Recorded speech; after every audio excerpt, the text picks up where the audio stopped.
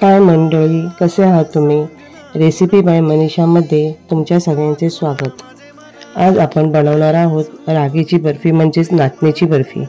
यासाठी आपण पॅनमध्ये तूप टाकून नाचणीचे पीठ भाजून घेऊ आणि नंतर त्यामध्ये दूध पावडर टाकून एकजीव करून चांगले हलवून घेऊया। त्यामध्ये खोबऱ्याचा कीस, शेंगदाण्याचा कूट, मस्त वेलची पूड, थंडीसाठी सर्वोत्तम पांढरे तीळ हे सगळे मिश्रण एकत्र करून घेऊया।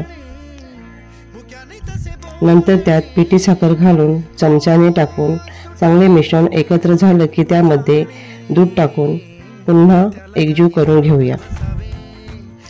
नंतर ताटाला थोडे तूप लावून त्यावर सगळे मिश्रण टाकून वरून तीळ टाकून त्याचे बर्फीसारखे काप करून घेऊया। मग काय, कशी वाटली तुम्हाला ही रेसिपी मला कमेंटमध्ये नक्की सांगा।